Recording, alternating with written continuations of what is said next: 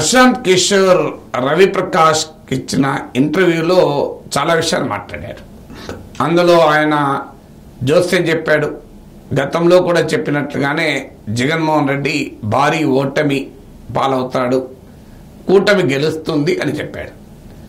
కానీ వాస్తవంగా ఎన్నికలకు ఒక్క రోజు ముందు, అది కూడా సైలెన్స్ పీరియడ్ స్టార్ట్ అయ్యాక, అంటే ఎన్నికల ప్రచారం ఇక ముగిసింది అన్న తర్వాత ప్రశాంత్ కిషోర్ హైదరాబాద్కి వచ్చి హైదరాబాద్లో ఉండి ఈ ఇంటర్వ్యూ ఇచ్చారు. అంతకుముందు కూడా 2 సార్లు మాట్లాడాడు. ఇది దేనికి సంకేతము? ప్రశాంత్ కిషోర్ చెప్పింది నిజమవుతుందా నిజం కాదా నేను కామెంట్ చేయను. నేను నా స్టాండ్ మొదటి నుంచి ఒకటే, ఎన్నికలకు ముందు పలానా పార్టీ గెలుస్తుందని కానీ పలానా పార్టీ ఓడిపోతుందని కానీ చెప్పడం అనేది ఒక రకంగా ఓటర్లపై ప్రభావం చూపడం. అందులో ప్రశాంత్ కిషోర్ అయినా నాగేశ్వర్ అయినా ఓటర్లపై ప్రభావం చూపగలిగిన సామర్థ్యం ఉన్నవారు, వారు గనక ఇండిపెండెంట్గా ఉంటే ఈ రకమైన ప్రిడిక్షన్ చేయకూడదు అని నా అభిప్రాయం. వాళ్ళు ఏదో ఒక రాజకీయ పార్టీకి అనుబంధంగా ఉంటే తప్పనిసరిగా చేసుకోవచ్చు, ఎందుకంటే వాళ్ళకి హక్కు ఉంటుంది. వాళ్ళ పార్టీ తరఫున వకాలు తప్పించుకొని మాట్లాడుతుంటారు. ఇప్పుడు మోడీ చెప్తున్నాడు, మేము 370 గెలుస్తాం, ఎన్డీఏ 400 గెలుస్తామని. సో మోడీకి హక్కు ఉంటుంది, ఎందుకంటే ఆయన పార్టీ గురించి చెప్తున్నాడు. ఎనీ ఇండిపెండెంట్ ఎనలిస్ట్ ఎవరైనా ఖచ్చితంగా పలానా పార్టీ గెలుస్తుందని కానీ పలానా పార్టీ ఓడిపోతుందని కానీ చెప్పడం ద్వారా ఓటర్లను ప్రభావితం చేయడం, అది కూడా టైమింగ్ ఆఫ్ ది ప్రిడిక్షన్. మళ్ళీ గతంలో 2 సార్లు చెప్పడమే కాదు, రిపీట్ చేయడమే కాదు, కొత్త విషయం లేదు. గతంలో 2 సార్లు చెప్పింది, ఇప్పుడు 3వసారి కూడా, అది కూడా ఎన్నికల కొద్ది గంటల ముందు చెప్పడం అంటే ఖచ్చితంగా ఆంధ్రప్రదేశ్ ఓటర్లను ప్రభావితం చేసేందుకు ప్రత్యేకంగా లక్ష్యంగా ప్రశాంత్ కిషోర్ చెప్తున్నాడు. క్లియర్గా అర్థమవుతుంది. రాజకీయ విశ్లేషణలు చేస్తాం, జర్నలిస్టులైనా విశ్లేషకులైనా వ్యూహకర్తలైనా కావచ్చు, వీరు రాజకీయ పరిస్థితులు విశ్లేషించవచ్చు. ఏ పార్టీకి ఏ అంశాలు అనుకూలంగా ఉన్నాయి, ఏ పార్టీకి ఏ అంశాలు వ్యతిరేకంగా ఉన్నాయి, ఏ అంశాలపైన జనంలో ట్రాక్షన్ వస్తుంది, ఎవరు రైజ్ చేసిన అంశాలకు రెస్పాన్స్ ఎలా వస్తుంది, ఇలా రాజకీయాలు విశ్లేషించవచ్చు. ఎన్నికల ముందు విశ్లేషించకుండా ఉండలేం కదా. కానీ ఆ విశ్లేషణ ఆధారంగా ఎవరికి తోచిన ఇంటర్ప్రిటేషన్ వాళ్ళు చేసుకోవచ్చు.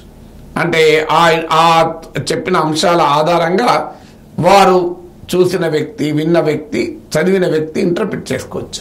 కానీ పలానా పార్టీ ఖచ్చితంగా గెలుస్తుందని ఓడుతుందని ఎన్నికల ముందు ప్రిడిక్షన్ చేయడం డెఫినెట్గా ఓటర్లను ఇన్ఫ్లుయెన్స్ చేసే ప్రయత్నమే అవుతుంది. ఎన్నికలు అయ్యాక ఎన్నికల కమిషన్ అనుమతించిన సమయానికి ఎగ్జిట్ పోల్స్ వచ్చే సమయంలో మనకు అంచనా ఉంటే ప్రిడిక్షన్ ఇవ్వచ్చు, అంచనా లేకపోతే అప్పుడు కూడా ప్రిడిక్షన్ ఇవ్వవు. నన్ను అందరూ అడుగుతున్నారు, తెలంగాణ చాలా అక్యురేట్గా చెప్పారు సార్, 66 సీట్లు వస్తాయన్నారు, 65 వచ్చాయి, ఇప్పుడు ఆంధ్రప్రదేశ్ కూడా చెప్తారా అంటే, ప్రిడిక్షన్ నాకు ఒక అంచనా గనక నేను నమ్మగలిగిన ఖచ్చితమైన అంచనా వస్తే ఖచ్చితంగా మీ ముందుకు వస్తాను.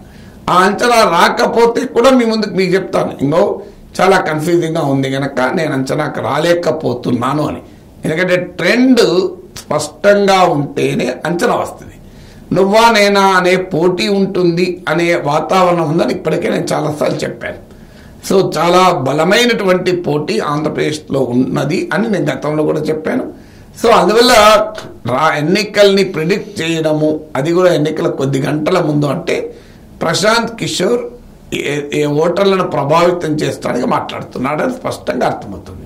రెండవది, ఆయన ఇంటర్వ్యూలో చాలా క్లియర్గా నేను ఆంధ్రప్రదేశ్కు వెళ్ళలేదు, ఆంధ్రప్రదేశ్ను నేను అబ్జర్వ్ చేయలేదు, ఎన్డీఏ మేనిఫెస్టో చూడలేదు, వైసీపీ మేనిఫెస్టో చూడలేదు, నాకు అసలు ఈ పొలిటికల్ కన్సల్టెన్సీ ఫీల్డ్ నుంచే నేను ఎప్పుడో వెళ్ళిపోయాను.